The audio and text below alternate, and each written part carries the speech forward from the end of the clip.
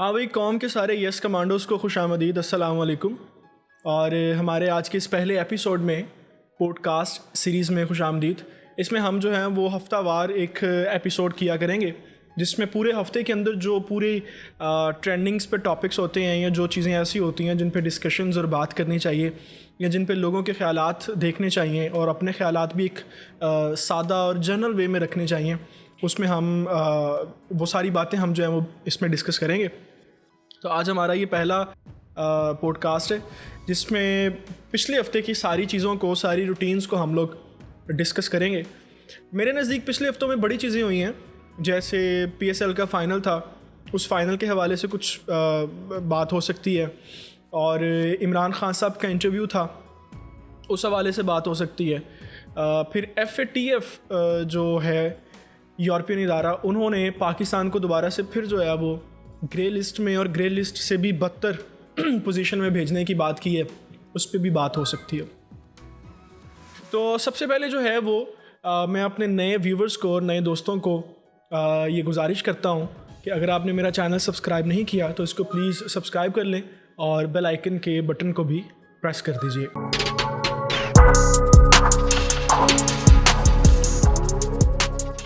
अच्छा, सबसे पहले बात करते हैं PSL के फ़ाइनल के हवाले से। PSL के हवाले से जो मेरे नज़दीक सबसे ज़रूरी बात है, सबसे अहम बात है जो करनी चाहिए, जिसके ऊपर बातचीत होनी चाहिए, वो PSL के जो मुल्तान सुल्तान के कैप्टन थे उनके ऊपर बात होनी चाहिए।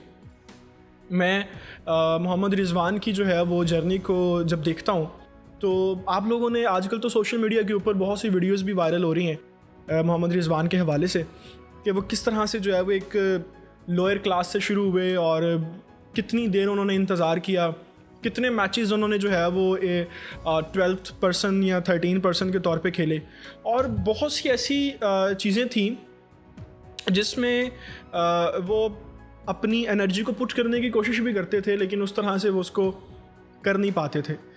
लेकिन मोहम्मद रिजवान ने जिस तरह से पिछले 1.5 से 2 सालों में कमबैक किया है इंटरनेशनल क्रिकेट में, वो वाकई ही काबिल तारीफ़ है और उसकी वाकई ही तारीफ़ होनी चाहिए।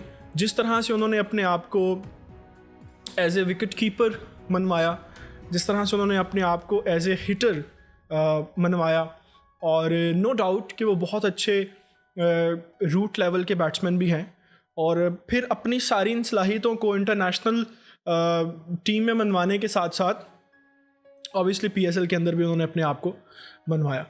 तो यहाँ पर बात करने वाली जो अहम चीज़ है वो ये है कि जब कभी आप लाइफ के किसी ऐसे सिनेरियो में हों या लाइफ के किसी ऐसी सिचुएशन में हों कि आपको लगे कि अब इस सिचुएशन के बाद या इस एक गेम के बाद, इस एक खेल के बाद या इस एक पर्टिकुलर प्रोजेक्ट के बाद जो है वो इसमें मुझे नाकामी हुई है, मुझे इसमें जो है वो कुछ सर्टन एक ख़ास सहूलत नहीं मिल सकी, या मुझे कोई पोजीशन नहीं मिल सकी, या मैं कुछ कमा नहीं सका, तो मेरी लाइफ जो है वो एंड हो गई। तो ऐसा नहीं होता।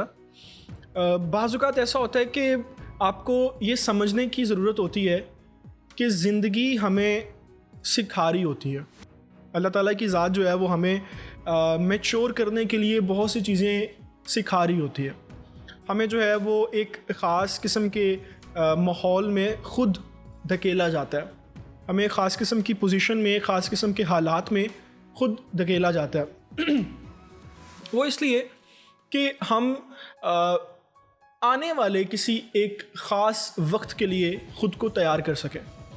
तो जब कभी भी आप अपनी किसी पोजीशन से, अपनी किसी मौजूदा करंट सिनेरियो से, करंट सिचुएशन से मायूस हों और आप ये सोचते हों कि इसके बाद जो है वो मेरी ज़िंदगी जो है वो बिल्कुल ख़त्म हो जाएगी, मेरे पास कोई ऑप्शन नहीं होगी, मेरे पास कोई अपॉर्चुनिटी नहीं आएगी, तो ऐसा नहीं होता।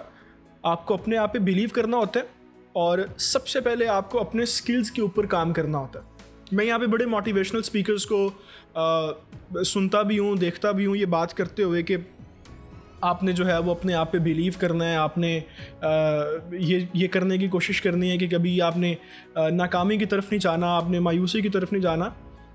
इस सारी सिनेरियो के साथ उस पीरियड के अंदर आपने सबसे ज़रूरी और सबसे पहला जो काम करना होता है वो अपने स्किल्स के ऊपर करना होता है। आपने ये देखना होता है कि अगर मुझे इस जगह पे नाकामी हुई है या इस जगह पे मैं कुछ 2-4 लोगों से पीछे रह गया हूँ तो क्यों रह गया हूँ। तो आपको अपने स्किल्स के ऊपर काम करना होता है। तो सबसे पहले आपको ख़ुद पे जो है ना वो काम करने के बाद किसी दूसरे आंसर की तरफ देखना होता है। तो इस सारे सिनेरियो को मैं मोहम्मद रिजवान की जो जर्नी है PSL की उसके साथ जोड़ता हूँ कि आप मोहम्मद रिजवान की जर्नी से सीखें, देखें और ये जानने की कोशिश करें कि उसने किस तरह से जो है वो अपने आप को इम्प्रूव किया, अपने स्किल्स पे काम किया और आज वो पूरी दुनिया की दाद समेत रहा। अच्छा, दूसरा इसमें जो बात है जो जिस पे अहम चीज़ होनी चाहिए वो इमरान खान साहब की तकरीर है जो उन्होंने इमरान खान साहब का इंटरव्यू है जो उन्होंने एक सहाफ़ी को दिया और पिछले दिनों काफ़ी वायरल हुआ और लोग काफ़ी उसके ऊपर बात भी कर रहे थे। अच्छा, मैंने देखा जितने लोग उसके ऊपर बात कर रहे थे कुछ चंद एक ऐसे होंगे जो जिन्होंने बुनियादी जो उसके फैक्ट्स थे उसके ऊपर बात की हो। 80-90% लोगों ने तो सिर्फ इमरान खान के पर्दे वाली बात के ऊपर अपनी राय दी है। हम इस बहस में नहीं जाते कि किसी ने उसके हक़ में बात की है या किसी ने उसके ख़िलाफ़ बात की है। खैर वो भी अपने आप में एक मुकम्मल मौजू है कि जिस तरह से उन्होंने पर्दे की बात की, जिस तरह से उन्होंने मर्दों के रिएक्शन की बात की, उनके हिसाब से जो है वो मर्द रिबॉट्स भी हैं और उनके हिसाब से जो हम एशिया में और ख़ास तौर पे पाकिस्तान में जो मर्द रहते हैं वो ऐसे ही हैं कि जैसे वो किसी जगह पे औरत को अगर देखें छोटे कपड़ों में तो वो भेड़िए बन जाते हैं। खैर ये भी अपने आप में एक मौजू है, लेकिन मुझे उनके इंटरव्यू में जो सबसे ज़्यादा ज़रूरी बात लगी, जिसके ऊपर कम लोगों ने बात की और जिसके ऊपर मैं समझता हूँ कि बात होनी चाहिए, आप मेरी राय के साथ इख्तलाफ भी कर सकते हैं और आप इसका एहतराम भी कर सकते हैं। सहाफ़ी ने सवाल पूछा कि आप क्या समझते हैं कि चाइना के अंदर जो मुसलमान कम्युनिटी की उसके ऊपर जो जुल्म हो रहे हैं, मुसलमान कम्युनिटी को जो कत्ल किया जा रहा है और उसके ऊपर जो चाइना मामलात कर रहा है एक ख़ास रीज़न से, तो आप क्या समझते हैं कि इसके ऊपर कोई बात क्यों नहीं कर रहा, आप इसके ऊपर बात क्यों नहीं कर रहे, मुस्लिम कम्युनिटी के और ममालिक जो हैं वो इसके ऊपर बात क्यों नहीं कर रहे, और क्या ये जुल्म जो है वो इंटरनेशनली पाकिस्तान को नज़र नहीं आता? क्या इसके ऊपर उस तरह से जो है वो आपको रिएक्शन नहीं देना चाहिए जिस तरह से रिएक्शन आप यूनाइटेड नेशंस में जाके या यूरोपियन यूनियन में जाके आप रिएक्शन जो है वो दे रहे होते हैं? लेकिन चाइना की जब बारी आती है तो आप इसलिए खामोश हो जाते हैं शायद कि चाइना आपको फंडिंग कर रहा है, चाइना आपके साथ CPEC का प्रोजेक्ट कर रहा है, चाइना आपको सपोर्ट कर रहा है, चाइना आपको पैसे दे रहा है, इसलिए आप चाइना की इस हरकत के ऊपर बात नहीं करते। तो मेरे नज़दीक उस सारे इंटरव्यू में ये सबसे ज़्यादा अहम बात थी जिसके ऊपर जो हमारे मुल्क के बड़े तज्ज़ियाकार हैं और जो हमारे मुल्क के अच्छे ऐसे लोग हैं कि जो इस मुल्क की खैरखाई चाहते हैं, उनको बात करनी चाहिए थी। लोगों ने बात की भी है लेकिन बहुत सारों ने नहीं की।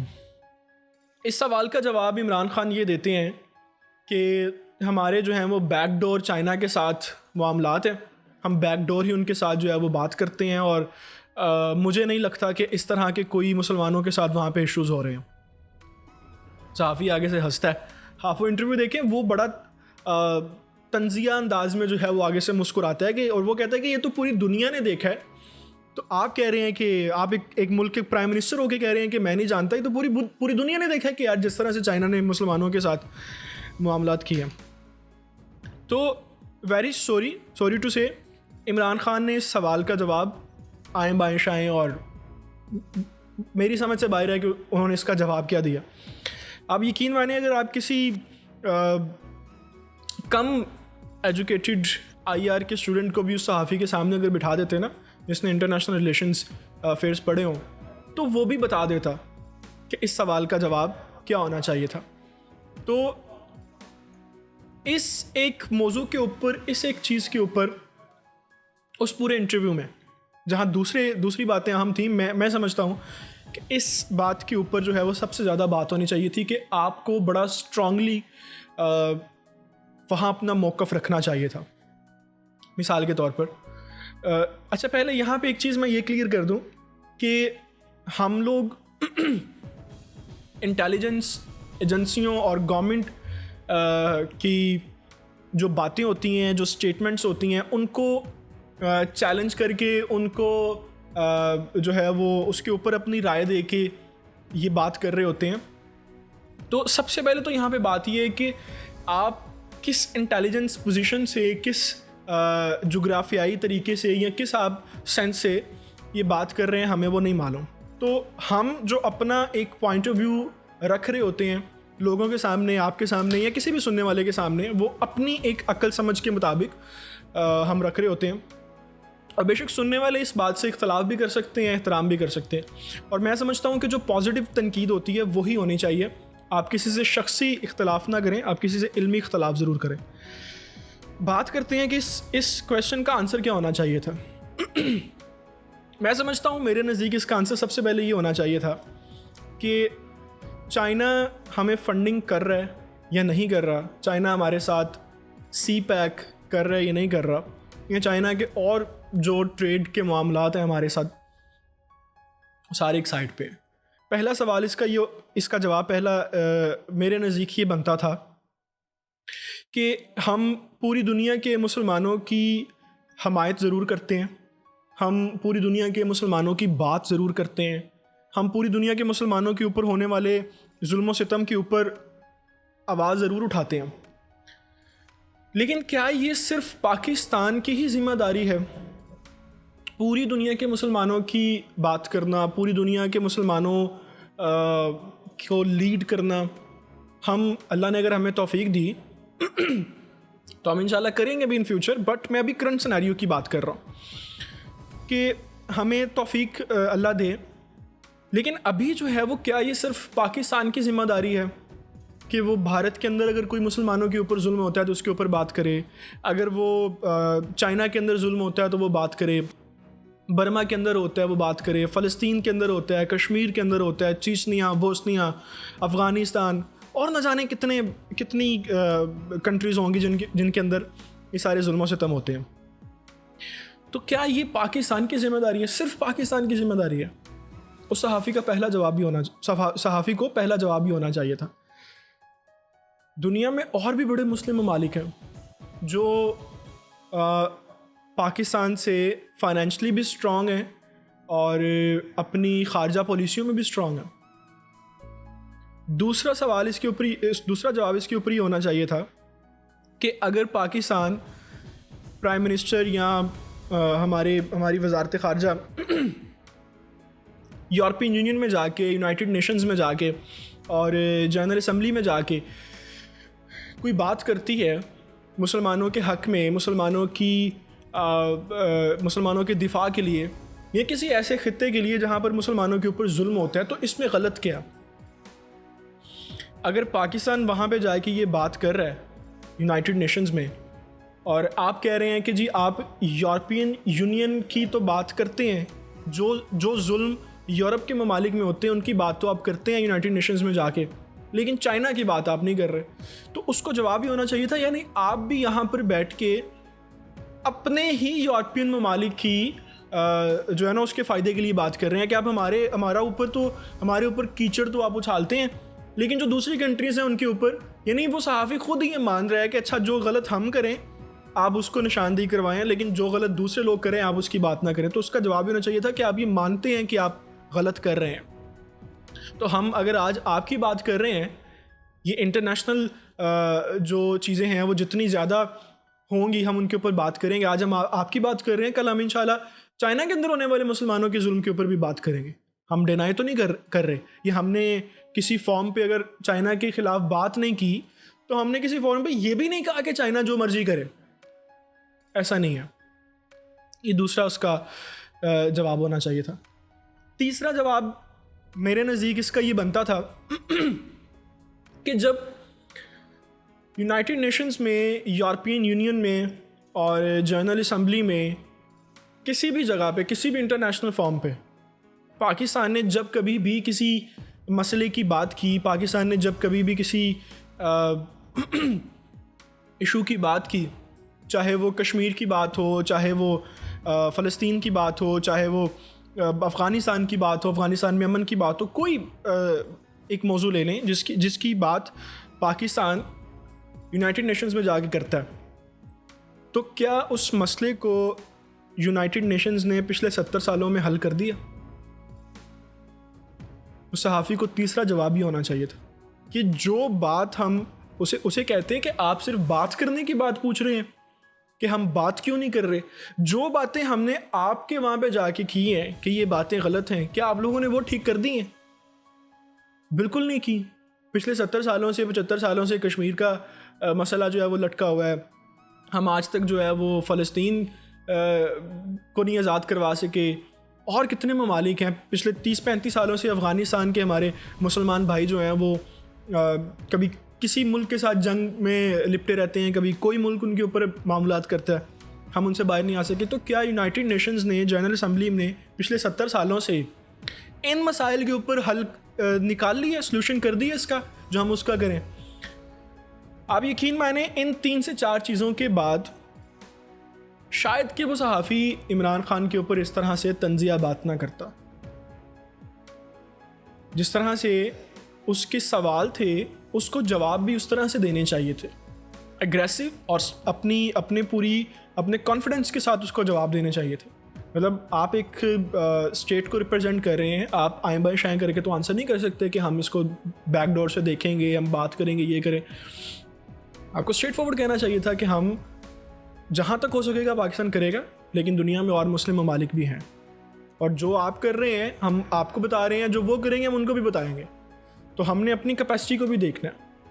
तो ये मेरे नज़दीक एक ऐसा मौजू था, एक ऐसी बात थी जो मुझे उस पूरे इंटरव्यू में लगा कि मुझे बड़ा दुख हुआ ये सुन के कि इमरान खान हमारे प्राइम मिनिस्टर हैं, वो पाकिस्तान के नुमाइंदा हैं, हमारे रिप्रेजेंटेटर हैं वो। हमारा उनसे शख्सी इख्तलाफ नहीं है कोई, मेरा पर्सनली कम से कम उनसे कोई शख्सी इख्तलाफ नहीं है, इल्मी इख्तलाफ है। अगर वो अच्छा काम करेंगे हम इसी प्लेटफॉर्म से, इसी तरीके से उनको दाद देंगे, पूरी दुनिया में उनकी बात करेंगे। लेकिन जब वो कुछ ऐसी चीज़ करेंगे कि जो मुनासिब नहीं होगी तो हम उनको पॉजिटिव तनकीद भी उनके ऊपर करेंगे। तो मुझे बड़ा दुख हुआ कि आपके कहने का मतलब ये था कि यानी जो मुल्क हमें पैसा दे रहा है, जो मुल्क हमारे साथ मामलात कर रहा है, हमें प्रोजेक्ट दे रहा है, हमें ट्रेड चला रहा है, उसके अंदर वो भले जो मर्ज़ी करे, हम बात नहीं करेंगे। लेकिन चूँकि यूरोपियन यूनियन जो है वो हमारे साथ मामलात ज़रा ख़राब कर रही है, हमें FATF में डाल रही है, ग्रे लिस्ट में डाल रही है, ब्लैक लिस्ट में डाल रही है, तो यहाँ पर तो भाई जो होगा हम उसको सरेआम उसकी बात करेंगे। तो आप इस बात को थोड़ी देर के लिए सोचें कि ये बात किस तरफ जाती है कि जो मुल्क हमें प्रोजेक्ट दे रहा है, हमें पैसा दे रहा है, हम उसके खिलाफ बात नहीं करेंगे, और जो हमें हमारे खिलाफ बात करेगा हम उसको। तो मेरे नज़दीक ये सबसे ज़्यादा इंपॉर्टेंट बात थी उस पूरे इंटरव्यू में। खैर पर्दे के ऊपर बहुत से लोगों ने बात की है, पर्दा होना चाहिए, नहीं होना चाहिए। मैं सिर्फ एक छोटी सी बात करके इस टॉपिक को ख़त्म करूँगा। देखें, पर्दा जो है ना वो मर्द और औरत दोनों के लिए होता है।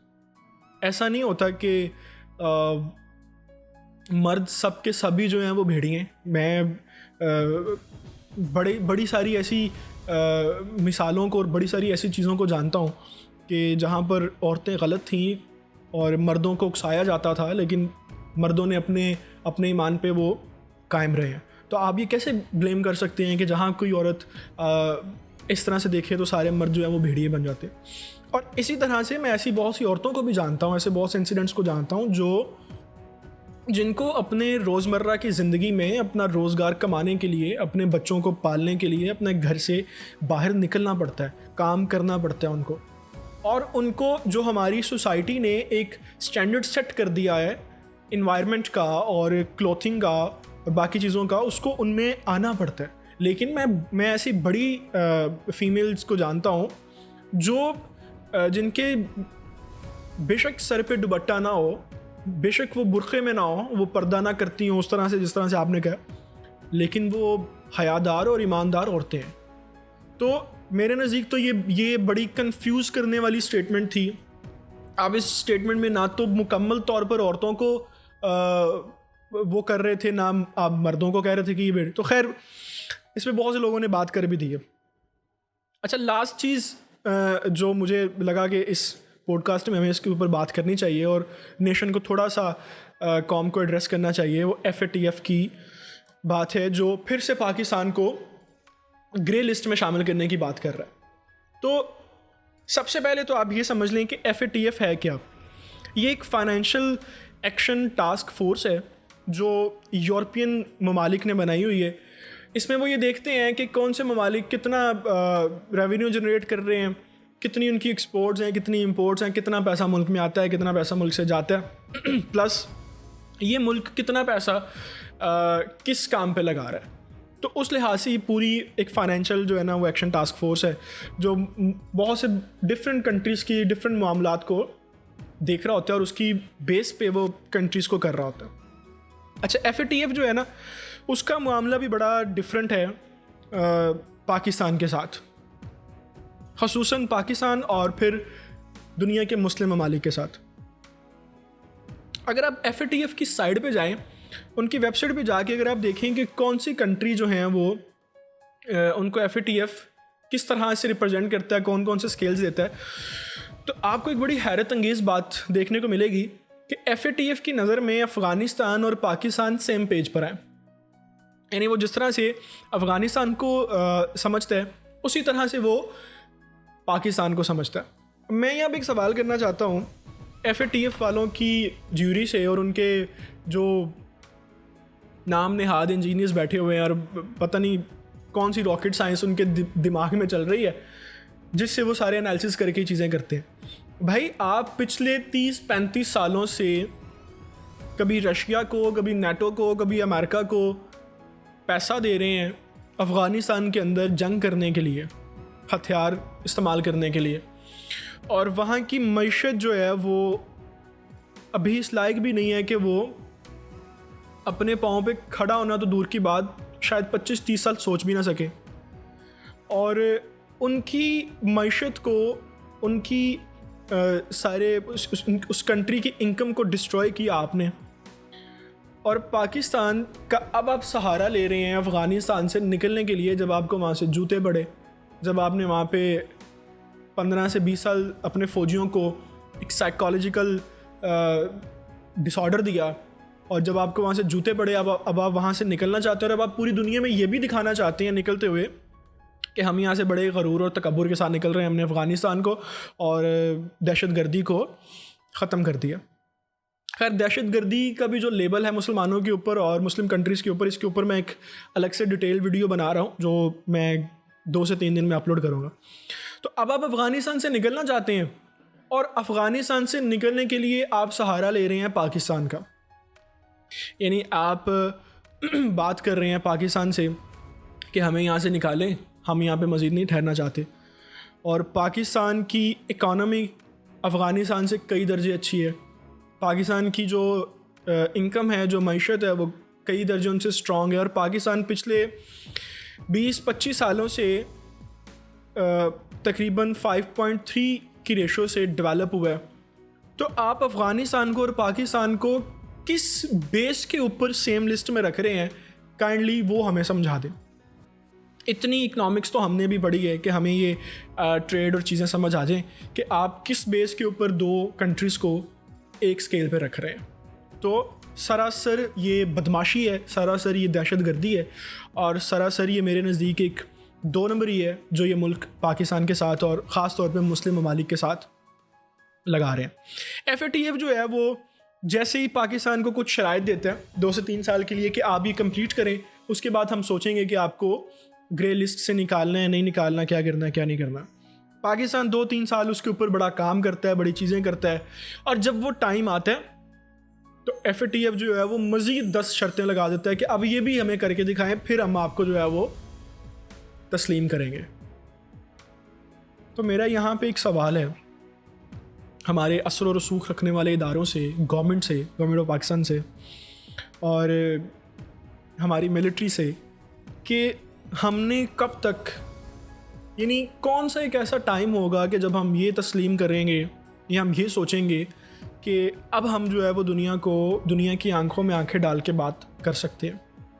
कब हम ये समझेंगे कि अब हम जुर्रतमंदाना और गैरत के तौर पर जो है वो दुनिया के साथ बात कर रहे हैं। अभी FATF जो है वो सिर्फ और सिर्फ ये मैंने जैसा कि पहले कहा कि आप किसी मामूली इंटरनेशनल रिलेशंस के स्टूडेंट के ऊपर के साथ भी बात करेंगे ना, तो वो भी आपको ये सारा कट्टा चट्टा झूठ समझा देगा कि यार ये पूरी दुनिया में हो क्या रहा है और ये दुनिया हमारे साथ कर क्या रही है। तो आप किसी बच्चे से भी पूछेंगे ना, वो आपको बताएगा कि ये सरासर बदमाशी और दहशतगर्दी कर रहे हैं पाकिस्तान के साथ, और सिर्फ पाकिस्तान को ब्लैकमेल कर रहे हैं कि ये लोग जो हैं वो कभी भी हमारे कर्जे से, हमारे तलवों से ऊपर ना आ सके। यानी कौन चाहेगा मेरा एक दुश्मन हो और मुझे ये भी मालूम हो कि अगर इस मेरे दुश्मन को ये पार्टिकल चीज़ें मिल जाएं तो ये तो मुझे बेच के खा जाएगा। हमारी तारीख है एक, वो क्यों चाहेगा कि पाकिस्तान की नेशन जो है, Pakistan as a nation, as a रियासत वो डेवलप हो और उसके सारे मामला ठीक हो? वो कभी नहीं चाहेगा। तो ये सरासर ब्लैकमेलिंग है, सरासर जो है वो बदमाशी है। आपको बताऊं कि इस लिस्ट में ईरान है ही नहीं। यानी ईरान को वो ग्रे लिस्ट क्या, ब्लैक लिस्ट में भी तस्वुर नहीं करते। ईरान मेंबर ही नहीं है, उन कंट्रीज़ में ही नहीं आता। और इराक़ को भी नहीं वो रखते इस चीज़ के अंदर, क्योंकि उनकी उसकी मैशत भी उन्होंने खुद, इराक़ में तो खैर खुद उन्होंने इसकी माशत जो है वो ख़राब की है, और ईरान जो है वो आंखें दिखाता है। आप कभी ईरान की जो पॉलिसी है, ख़ारजा पॉलिसी, उसको थोड़ा पढ़ के देखें। जब कभी कोई मुल्क उनको कहता है कि आप एटमी असासे नहीं बना सकते, आप मिसाइल्स नहीं बना सकते, वो सीधा आंखें दिखाता है। वो कहता है मैं अरब की गल्फ़ जो है वो बंद कर दूंगा। तो जितनी ट्रेड होती है पूरी दुनिया में, आप जानते हैं कि वो सऊदी अरेबिया और जो जितने अरब ममालिक हैं उनके थ्रू हो रही होती है। वो कहता है मैं बंद कर दूंगा। तो भाई ये बड़ा सिंपल सा सल्यूशन है, बड़ा सिंपल सा हल है कि जब कोई आपकी बात को उस तरह से समझ नहीं रहा होता तो फिर आपको आंखें दिखानी पड़ती है। और इनकी बदमाशी का यहाँ से अंदाज़ा लगाएं कि जो मुल्क पूरी दुनिया में सबसे ज़्यादा बदमाशी कर रहे हैं, सबसे ज़्यादा इंसानियत की तज़लील कर रहे हैं, सबसे ज़्यादा इंसानियत का कत्लेआम कर रहे हैं, वो मुल्क इनके टॉप ऑफ लिस्ट प्रायोरिटीज़ में है। मिसाल के तौर पर इसराइल जो है वो इनकी टॉप प्रायोरिटीज़ में है, और आप देख रहे हैं कि पिछले 60-70 सालों में वो फ़लस्तीन में क्या कर रहा है। इंडिया इनकी टॉप प्रायोरिटीज़ में है। आप देख रहे हैं कि वो मुसलमानों की किस तरह से नस्ल कशी कर रहा है अपने मुल्क के अंदर।